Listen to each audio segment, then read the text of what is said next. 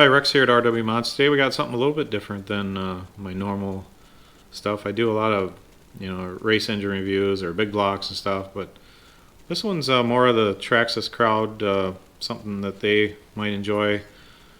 This is the OS 21 TM, made by OS, kind of their replacement for the Traxxas engines. I had to do a little research on this because I don't really do much bashing. I don't really have a Traxxas anymore, or I mean, I had a T-maxx at one time, a long time ago, but so I had to do a little research and see what the intended purpose of this was for, and found out a few things. So forgive me if I'm a little ignorant with some of this stuff, but I have worked on these before in the past and done some rebuilds and stuff, but this sells. I saw it online for $280 to $310.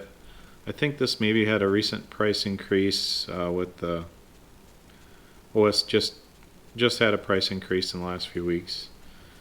That does seem like a lot of money for, to me it looks, it doesn't have a coated crank, no ceramic bearing that I know of yet, and kind of an RTR type carb without carb inserts. We'll kind of look at it and we'll evaluate that cost later, but the selling point on this is that it's a direct drop in for a 2.5 and 3.3 Traxxas engine. This is a 17 millimeter bore with a 15 millimeter stroke. So it's a bigger bore than most 21s, 21 big blocks, where this is kind of still a small block bolt pattern. And I don't really know even how this compares to like a 15 or a 12 or whatever. But so it's a little bit bigger bore and a shorter stroke than most standard 21s. Standard 21 would be a 16.28 bore compared to this 17 millimeter bore, and the stroke on a standard big block is a 16.8 stroke. They do vary, but the most common is a 16.8 stroke, where this one's a 15 millimeter stroke. So it's a shorter stroke and a bigger bore to get that cubic inch. Now the selling point on these is it's a direct drop in for the 2.5 and 3.3. These do come with a manifold. This engine actually was not given any of the stuff that came in the box. I didn't get the box or anything that came with it. It looks like it comes with a LC3 OS LC3 plug. It comes with a manifold, and I'm not sure if it's the same manifold or you have the option, but you can get a Revo or T-maxx manifold, and it sounds like that works. One of them works in the Slayer too, so I think that comes with it, so that's a plus. And I believe it comes just kind of plain on the end, no pull start or roto start, but the Traxxas Easy Start or Pull Start is the direct fit on this, so they developed that. And then the Traxxas clutch is a direct fit onto the crank here too. Not sure, but I think that's partly to do with the groove there for a clip maybe that holds that on. I haven't really messed around with much Traxxas stuff, but so I mean that's kind of the overview of this. Just looking at it, it is a nice looking engine. The engraving's nice, the anodizing's nice, a little bit of accent machining here. There's a 3-needle carburetor.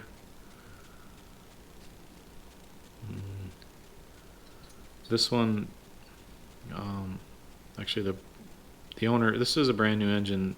They tried taking the screws out, and these are Phillips head that were there, and he stripped every single one of them, and so I had to drill the head off, and so I got the screws out and everything. But so yeah, you're gonna need, if you're gonna take that off, you do need a nice driver for that Phillips head there.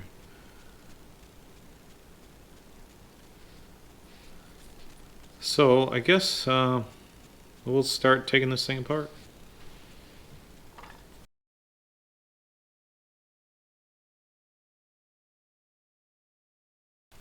Okay, so we got this thing apart. Came apart with no problems. Let's take the carb off here too. Great, we bumped that. Yeah, we had to bump the camera there, but so we got this block. Got the engine apart, we got the block. Well, it's nice machining on this. Steel rear bearing. I can't remember what size they take. This looks to be a 17x9 front bearing. Now this front bearing isn't. It's the black sealed OS bearing. Not as good a bearing as the blue sealed one that we see on the high end race engines and stuff. But all in all, nothing wrong with this block. Nice exhaust port, and you know doesn't have the bolt-on type exhaust. So nothing wrong there. Look at the piston here. A good OS quality piston. Nice finish, grind finish there. The rod looks to be pretty beefy.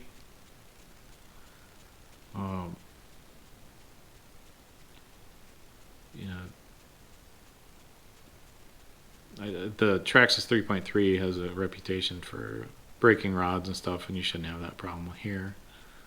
It's a nice machining on the bottom side of the piston.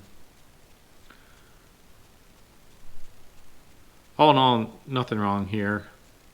The OS tends to use, I believe, a little bit softer aluminum for their pistons, but it's really not a huge deal.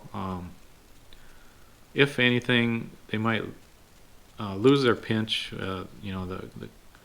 They might wear a little bit more when they get hot. They expand a little bit more, so they do lose their pinch if you get them hot. You know, the compression if you get them hot, which isn't a big deal. I resize sleeves for $15, so it's send me the piston sleeve and $15 you get a renewed compression without having to buy a piston sleeve.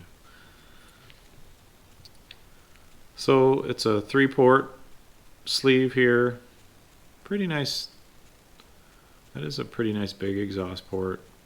Some pretty basic ports here, and if you look back on my port talk, or either the modifying and stuff videos, that some of the ports, like the transfer ports here on the side, they have a nice bevel here, kind of similar to this, but here that does help the flow a little bit more. So this engine's for modifying, so that's one thing we'll work on getting some direction to the air, plus cutting this off, and then get a nice bevel there. But all in all, the materials on these sleeves are good. The chrome is nice on these and stuff, so pretty quality there. The head, it's a nice looking head, kind of a the shape and stuff you would need in most monster trucks and stuff. This is an integrated head and head button, so if you look down in there, you can see it anodized. So that the head and head button are all one piece here. Not really much of a negative side to that. If you did happen to strip the threads in the glow plug, you're gonna have to buy a whole head instead of just the head button. But that's one thing that might, if down the road, might cost a little bit more. But crankshaft, it's like I said, it's not coated or anything. Pretty standard OS crankshaft. You can see the extra nub on here. That drives it drives the starting mechanism, so that as that spins, that sits in here and drives it. And that's one thing, when you do have a pull start, roto start, etc., you are spinning some extra mass here. plus whatever we have out here would probably have a one-way bearing. So performance wise, you're going to be a little less performance with a roto start or pull start. And most of these you just use a brass bushing like this too. There's no seal there, so you get a little bit of wear, a little bit of dirt in there and wear in it. It can cause a little bit of an air leak problem there down the road. But back to the crankshaft. Pretty typical OS. One thing I'm not real impressed with OS is the machining's nice, the grinding's nice, the quality is nice on these crankshafts. They just don't use a very hard material and don't heat treat it very hard. I don't want to check, this is someone's crankshaft. I don't want to check this with a hardness checker because it actually takes a little diamond tip and wherever you were to check it, puts a little mark in there. So I don't want to check it, but I have checked OS cranks in the past, and although they've gotten a little bit better, they're not very hard. And I did a video. I'll look it up and I'll put a note here on this, but what the hardness was compared to other brands, but they generally are softer. So you'll get more crank wear in the wear point here, and it isn't quite as bad. You get if you're bashing this thing's in a Revo or whatever, generally bashers are using maybe 12% oil in their engines and such, and not running it quite as lean and hard as someone that's racing and stuff. So it's not as big a deal in a bashing environment. If you're running, I would actually recommend 10 to 12% oil. Normally I wouldn't recommend that high oil, but on an OS with an uncoated crankshaft, that's one where I've run a little bit more oil. So that's one instance where a little extra oil would help wear on this. It also depends on like the load that you're putting on it. You have